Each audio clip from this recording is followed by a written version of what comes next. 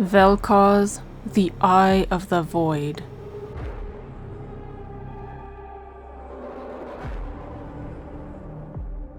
To truly understand the horror that is Vel'Koz, one must first know of the Watchers, and how they were blinded to the mortal realm.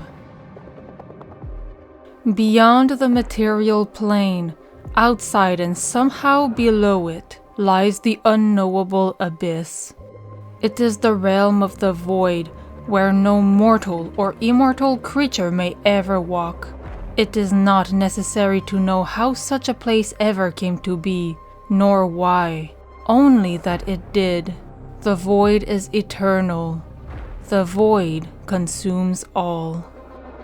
In that place, in the cold, endless dark, all is equal and empty. For timeless eons, there was purity in that fact. There was peace, if such a term could have any meaning there. Then, something changed, not in the void realm, but elsewhere. It was existence, it was something, where before there had been nothing, and its mere presence scraped against the vast, cold, formless entities that drifted in the blackness. Before this, they had not even been fully aware of their own sentience, and yet, now they knew that they could not tolerate the presence of this other place, this other realm of mercurial, overwhelming creation. The entities watched, they scrutinized, and soon enough, the Watchers found themselves being scrutinized in return. The tiny, mortal minds that reached out to them were insignificant, little more than fleeting motes of light at the very edge of the abyss. Yet, in them, the Watchers saw a chance to invade the material realm, to destroy it, to silence the intolerable pulsing of reality beyond the void. The boldest of them tore open the veil and hurled themselves upwards, only to be horribly disoriented by the sudden shift between the abyss and the corporeal, linear nature of reality. In an instant, there was time and heat and pain. Then there was only cold. The way was shut, and dozens of the Watchers were trapped in the liminal space between two realms, frozen in the moment of transition. Those that remained in the void recoiled. They had no concept of what had happened, yet they knew they had been betrayed, and so they adapted. Reaching into the material realm, the Watchers took from the crude matter that comprised it, shaping, corrupting and imbuing it with consciousness. These constructs were the first of the Voidborn, and would be their master's eyes and ears, sent forth into the nightmare of existence to watch, listen, and learn. Among them, one stands apart, as perhaps the oldest surviving Voidborn, certainly existing the longest outside of the abyss. He has been known by countless names to those unfortunate enough to encounter him. Thousands of years before Ikathia unleashed the void in battle, the primitive cultures of Shurima feared the devil Vel'Koz, who crept forth from the underworld to steal the dreams of wiser men. Though his name has no literal translation in modern tongue, it equates roughly as to understand by unmaking. His insatiable hunger for knowledge had led Vel'Koz across the world, to its highest peaks and darkest depths, cunning and methodical.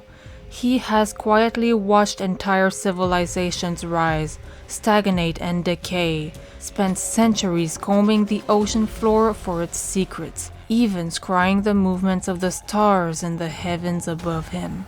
He carries all of his knowledge back to the great rifts of the fabrics of Runeterra, so that the Watchers might know what he knows, and will annihilate without hesitation any mortal who stands in his path. For the void is eternal, and it will consume us all.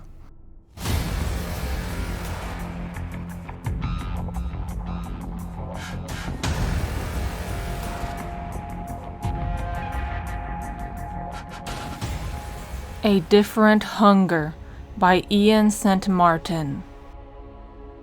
With a kiss to my wife and resting my spear against my shoulder, I joined my fellows as we left the village.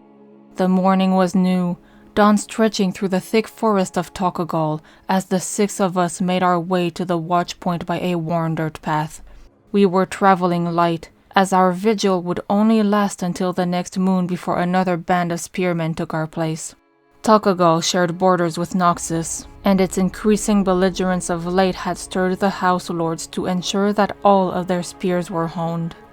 Our journey was short and uneventful, a soldier's dream. The better part of a half-day march brought us within sight of the outpost, and we pointed as the signal fire was lit, welcoming us with a column of thin, white smoke. The mood among my comrades was light, the easy talk of bonded brothers and neighbors. Though our duty was to watch the frontier in search of any sign of it, war in Tokagal was a distant thought. When we arrived, we found the gates to the stockade open and unbarred, yet not broken or forced. An odd feeling crept over us, like a chill dancing up our spines. I could see it in the others, just as surely as I felt it in myself. We formed a tiny shield wall, 2 ranks of 3 men, and entered the stockade expecting to find slaughter, ruin and destruction, with signs of Noxus for all to see, but we found none of this. What we discovered was the picture of an outpost no different than any other.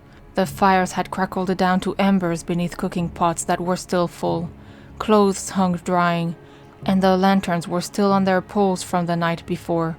We looked at each other in alarm, in confusion. It was as if our comrades had simply disappeared. "What could have happened here?" whispered Belle. Our wall straightened and broke as we searched the outpost for any sign of life. "Could they have been captured?" asked Ulrich. I approached a wall of the stockade. A stripe of timber was burnt blacker than pitch.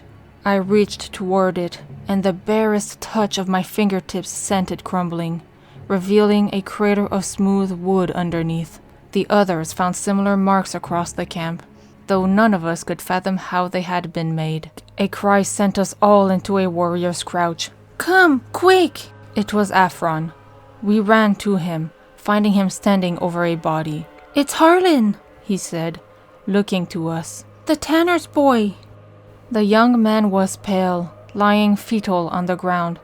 We saw no signs of battle on him, no blood or wounds. I drew my knife, sinking to my hunches. I brought the blade beneath Harlan's nose. The day was cold, and shallow puffs of breath clouded the steel in a slow, stilted rhythm. "He yet lives," I said, reaching for his shoulder. We leapt away as soon as I'd rolled him onto his back.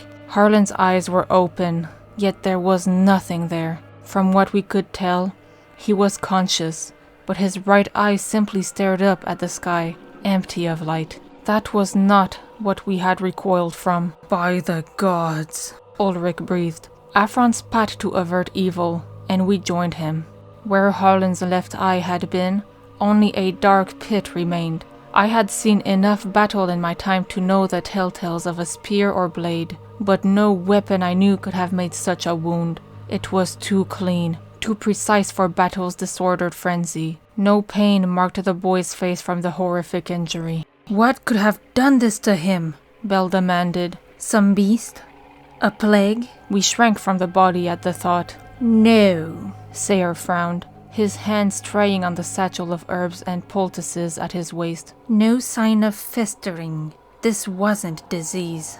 "Find the others," ordered Belle. "Now." One by one, we found them. These were men we knew, men of our village who sold fish and hammered steel. All bore the same wound to their left eye.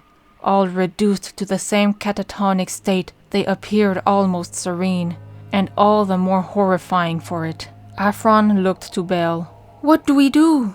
"We must give warning," said Ulrich. "Of what?" asked Seer. "We have no idea what is happening here." They argued. Voices clashed and overlapped. Above it all, I noted the smell of smoke in the air. Wait. The others stopped, looking back at me. I swallowed. If they are all in this state, I pointed back to the signal fire behind us. Then who lit the beak? Ulrich was in the air before we knew what was happening.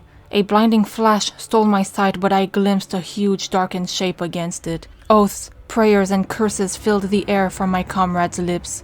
They were silenced by a crack like a bullwhip, followed by an overwhelming fizzing shriek. When I could see clear again, I was on the ground. I looked down to see my legs splayed, broken.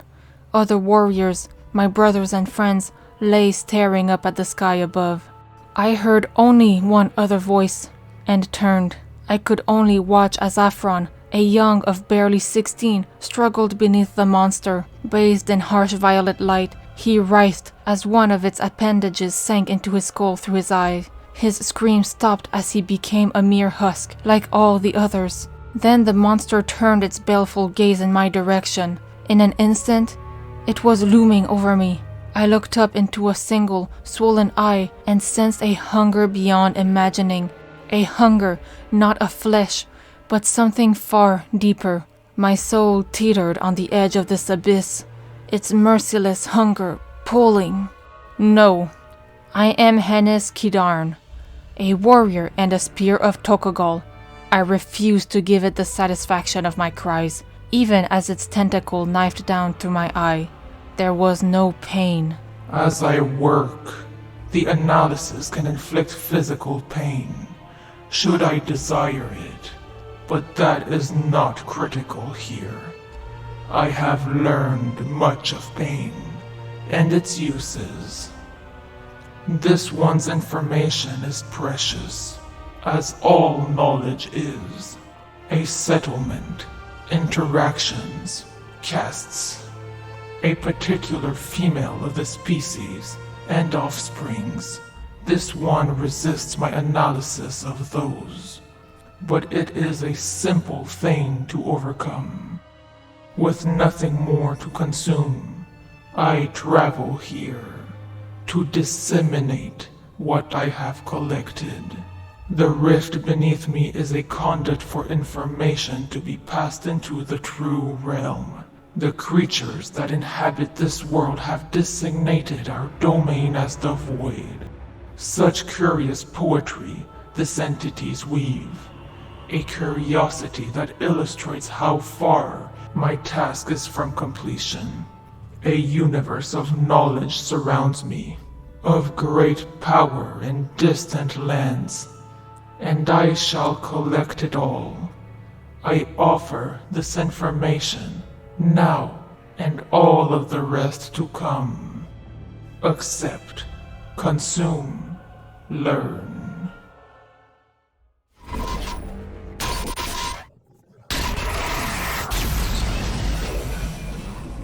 Thank you for your contribution.